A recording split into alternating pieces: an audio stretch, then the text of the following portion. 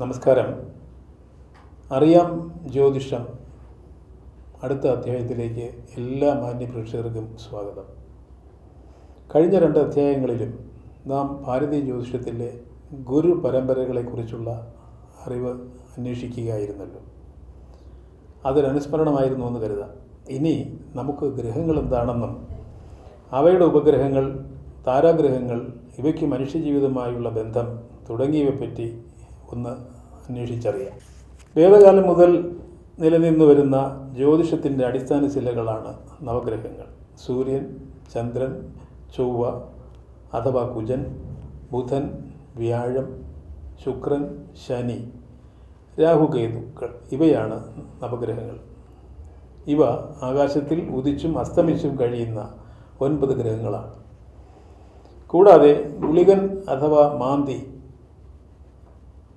എന്ന ഉപഗ്രഹത്തിനും ജ്യോതിഷത്തിൽ സുപ്രധാനമായൊരു പങ്ക് പറയപ്പെടുന്നു. ഈ ഗ്രഹങ്ങളുടെ സ്ഥാനവും പ്രയാണവുമാണ് ഒരു വ്യക്തിയുടെ ഭൂത, വർത്തമാന, ഭാവി ഫലങ്ങൾ സൂചിപ്പിക്കുന്നത്.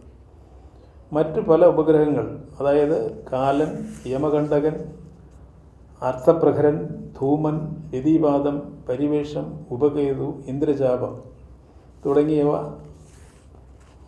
അനേകം ഉപഗ്രഹങ്ങളുണ്ടെങ്കിലും പരാമർശിക്കപ്പെടുന്നതിൽ ചില പ്രാചീന ജ്യോതിഷ ആചാര്യന്മാർ ധൂമാദി പഞ്ചഗ്രഹങ്ങളെ, തൽസ്ഥിതിയെപ്പറ്റിയും അവ മൂലമുണ്ടാകുന്ന ഫലങ്ങളെപ്പറ്റിയും ജാതകത്തിൽ സൂചിപ്പിക്കാറുണ്ട്. ഈ ഗ്രഹങ്ങൾ സദാ കറങ്ങിക്കൊണ്ടിരിക്കുന്നു നമ്മൾ പറഞ്ഞല്ലോ. ഇത് എന്താണ്, ഇതിനുള്ള സഞ്ചാരഗതിയെപ്പറ്റി നമുക്കൊന്ന് പഠിക്കാം. ജ്യോതിഷചക്രം എന്നാണ് നമ്മൾ അടുത്തതിനെ പേര് വിളിക്കുന്നത്.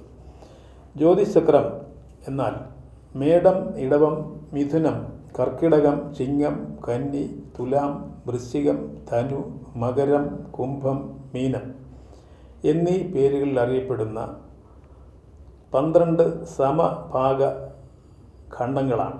ഒരു വൃത്തത്തിൻ്റെ 360 ഡിഗ്രിയെ 12 ഭാഗങ്ങളായി തിരിക്കുമ്പോൾ ഓരോ ഖണ്ഡത്തിനും 30 ഡിഗ്രി കിട്ടുന്നു. ഇതാണ് ഒരു രാശിയുടെ അളവ്. ഇവ സഞ്ചരിച്ചുകൊണ്ടിരിക്കുന്നതാണ്. ഈ സഞ്ചരിച്ചുകൊണ്ടിരിക്കുന്ന അല്ലെങ്കിൽ കറങ്ങിക്കൊണ്ടിരിക്കുന്ന പല രാശികളിലുമായി സ്ഥിതി ചെയ്യുന്നതുകൊണ്ട് നവഗ്രഹങ്ങളും അശ്വതി മുതൽ രേവതി വരെയുള്ള 27 നക്ഷത്രങ്ങളും മറ്റപ്രധാനങ്ങളായ നേരത്തെ പറഞ്ഞ ഉപഗ്രഹങ്ങളും ആകാശത്തിൽ പ്രതിദിനം ഉദിക്കുകയും അസ്തമിക്കുകയും ചെയ്യുന്നു.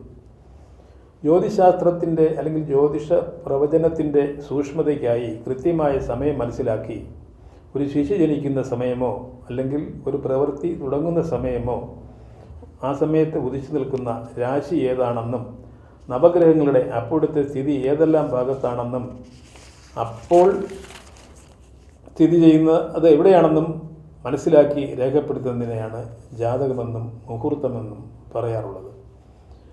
ജ്യോതിശാസ്ത്രത്തിന് ജാതകം, ഗോളം, നിമിത്തം, പ്രശ്നം, മുഹൂർത്തം, ഗണിതം ഇങ്ങനെ 6 വിഭാഗങ്ങളുണ്ട്. ഇവയിൽ ജാതകം, പ്രശ്നം എന്നീ 2 വിഭാഗങ്ങളാണ് മനുഷ്യൻ്റെ ഗുണദോഷങ്ങളെപ്പറ്റി ചിന്തിച്ച് ഫലം പറയുന്നത്. ഒരു മനുഷ്യൻ പൂർവ്വജന്മത്തിൽ ചെയ്തിട്ടുള്ള ദുഷ്കൃതങ്ങൾക്കനുസരിച്ച് ജനനം മുതൽ മരണം വരെയുള്ള അനുഭവത്തെ രേഖപ്പെടുത്തുന്നത് ജാതകത്തിലാണ്. എന്നാൽ ഇപ്പോൾ അനുഭവിക്കുന്നത് ഏത് നന്മ തിന്മകളുടെ ഫലമെന്നറിയാനും ഈ നിമിഷം വരെ നാം ചെയ്തുകൊണ്ടിരിക്കുന്നതിനെ പറ്റി ബോധ്യപ്പെടുത്താനുമാണ് പ്രശ്നം സഹായിക്കുന്നത്. കാരണം ആ സമയത്തുള്ള ഗ്രഹങ്ങളുടെ അവസ്ഥയെ കണ്ടെത്തി അവ രാശിയിൽ എവിടെ നിൽക്കുന്നു എന്നതിനടിസ്ഥാനപ്പെടുത്തിയാണ് പ്രശ്നം പറയുന്നത്. ജ്യോതിഷചക്രത്തിൻ്റെ ഏറ്റവും മുകളിലായി നക്ഷത്രങ്ങളും അതിന് താഴെ നവഗ്രഹങ്ങളും, ക്രമേണ അവയുടെ സ്ഥാനം ശനി, വ്യാഴം, ചൊവ്വ, ആദിത്യൻ, ശുക്രൻ, ബുധൻ, ചന്ദ്രൻ എന്നിങ്ങനെയാണ്. അതിന് താഴെ ഭൂമിയും സ്ഥിതി ചെയ്യുന്നു. ഭൂമി സൂര്യനെ വലം വയ്ക്കുന്നത് കൊണ്ടാണ് രാശി ഉണ്ടാകുന്നത്. സൂര്യൻ ഒരു രാശിയിൽ സ്ഥിതി ചെയ്യുന്ന കാലമാണ് ഒരു മാസം. ഒരു രാശിയെ 30 ഭാഗങ്ങളാക്കി തിരിച്ചാൽ ഓരോ ദിവസം സൂര്യൻ സഞ്ചരിക്കുന്നത് ദിവസങ്ങളിലേക്ക് നമുക്ക് കാണാൻ കഴിയും. അങ്ങനെ 30 ഭാഗങ്ങളായി തിരിക്കുന്ന അതിനെ മറ്റ് ഗ്രഹങ്ങളും ഇതേ ക്രമത്തിലാണ് രാശികളിലൂടെ സഞ്ചരിക്കുന്നത്. ഭൂമിയിൽ നിന്നും ഏറ്റവും അകലെ സ്ഥിതി ചെയ്യുന്ന ഗ്രഹമാണ് ശനി. അതിനാൽ ശനിക്ക് ഒരു രാശി കടക്കാൻ 2.5 വർഷം ഏകദേശം വേണ്ടിവരും. ഒരു രാശി ചക്രം പൂർത്തിയാക്കാൻ 29 വർഷവും 5.5 മാസവും വേണ്ടിവരും ശനിക്ക്. അടുത്തതായി വ്യാഴൻ. വ്യാഴന് ഒരു രാശിമണ്ഡലം ചുറ്റാൻ 1 വർഷം 12 വർഷം വേണ്ടിവരും. എന്ന് പറഞ്ഞാൽ ഒരു രാശി കടക്കാൻ 12 മാസം. കൃത്യമായി ഇതിനെയും പറഞ്ഞാൽ വ്യാഴന് ഒരു രാശിയിൽ നിന്ന് അടുത്ത രാശിയിലേക്ക് കടക്കാൻ 1 വർഷവും 361 ദിവസം മതിയാകും. അടുത്തതായി ചൊവ്വ. ചൊവ്വയ്ക്ക് ഒരു മണ്ഡലം പൂർത്തിയാക്കാൻ ഏകദേശം 1.5 വർഷം വേണം. അതായത് 587 ദിവസം. ഒരു രാശിയിൽ നിന്നും അടുത്ത രാശിയിലേക്ക് കടക്കാൻ ചൊവ്വയ്ക്ക് 48 ദിവസം വേണ്ടിവരും. ബുധൻ ഒരു രാശി കടക്കാൻ ഒരാഴ്ച മതി. അതായത് ഒരു രാശിമണ്ഡലം ചുറ്റി വരാൻ 88 ദിവസം. സൂര്യസ്ഥിത രാശിയിൽ നിന്നും 2 രാശിക്ക് സമീപത്തായിരിക്കും മിക്കവാറും ബുധൻ്റെ സ്ഥിതി. ഭൂമിക്ക് സ്വന്തം അച്ചുതണ്ടിൽ ഒരു പ്രാവശ്യം കറങ്ങാൻ 1 ദിവസം, അതായത് 23 മണിക്കൂറും 56 മിനിറ്റും വേണമെന്ന് സൂക്ഷ്മമായ കണക്ക്. സൂര്യനെ ഒരു പ്രാവശ്യം വലമിക്കാൻ 1 വർഷം, അതായത് 365.25 ദിവസം. ഭൂമിയുടെ ഉപഗ്രഹമായ ചന്ദ്രന് ഭൂമിയെ ഒരു തവണ പ്രദക്ഷിണം ചെയ്യാൻ 27 ദിവസം വേണ്ടിവരും. സ്വന്തം അച്ചുതണ്ടിൽ കറങ്ങാൻ 29.5 ദിവസം, അതായത് ഒരു ചാന്ദ്രമാസം. ഇപ്രകാരമുള്ള 12 ചാന്ദ്രമാസങ്ങളാണ് ഒരു ചന്ദ്രവർഷം. തമോ ഗ്രഹങ്ങളായ രാഹുകേതുക്കൾക്ക് ഒരു രാശിയിൽ നിന്നും മറ്റൊരു രാശിയിലേക്ക് കടക്കാൻ 1.5 വർഷം വേണ്ടിവരും. അതായത് 18 വർഷം കൊണ്ടാണ് അവർ ഒരു രാശിചക്രം പൂർത്തിയാക്കുന്നത്. സൂര്യാദി ഗ്രഹങ്ങൾ കിഴക്കോട്ട് ഭ്രമണം ചെയ്യുമ്പോൾ രാഹുകേതുക്കൾ എതിർദിശയിലേക്കാണ് ഭ്രമണം ചെയ്യുന്നത്. രാഹുകേതുക്കൾ പരസ്പരം 7-ാം രാശിയിൽ സ്ഥിതി ചെയ്യുന്നു. ഈ പറഞ്ഞതിൽ നിന്നും ഗ്രഹങ്ങൾ രാശികളിൽ സ്ഥിതി ചെയ്യുന്നു എന്നത് അർത്ഥമില്ല. വേഗത്തിലും മന്ദഗതിയിലും അവ സഞ്ചരിച്ചുകൊണ്ടേയിരിക്കും. അതുകൊണ്ടാണല്ലോ അടുത്ത രാശികളിലേക്ക് പ്രവേശിക്കുന്നത്. ജാതകത്തിലെ ഗ്രഹനിലയെപ്പറ്റി അറിയാൻ ഒരു ഉദാഹരണം പറയാം.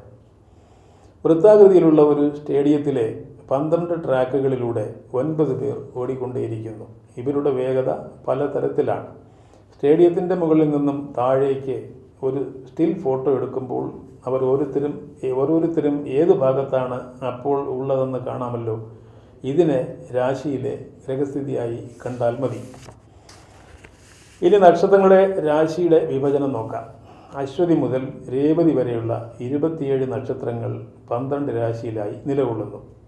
ആദ്യത്തെ രാശിയായ മേടത്തിൽ അശ്വതി, ഭരണി, കാർത്തികയുടെ കാൽഭാഗവും, ഇടവത്തിൽ കാർത്തികയുടെ 3/4 ഭാഗവും രോഹിണിയും മകയിരത്തിൻ്റെ പകുതിയും, ബാക്കി പകുതി രോഹിണിയും, തിരുവാതിര പുണർതം 3/4 മിഥുനം രാശിയിലും, പുണർതത്തിൻ്റെ കാൽഭാഗവും പൂയം ആയില്യം കർക്കിടകത്തിലും, മകം പൂരം ഉത്രത്തിൽ 1/4 ഭാഗം ചിങ്ങത്തിലും, ഉത്രം 3/4 ഭാഗം അത്തം ചിത്തിരയുടെ പകുതി കന്നിരാശിയിലും, ചിത്തിരയുടെ പകുതിയും ചോതി വിശാഖത്തിൻ്റെ 3/4 തുലാം രാശിയിലും, വിശാഖത്തിൻ്റെ 1/4 ഭാഗവും അനിഴം തൃക്കേട്ട ഇവ വൃശ്ചികത്തിലും, മൂലം പൂരാടം ഉത്രാടത്തിൻ്റെ 1/4 ഭാഗം ധനുവിലും,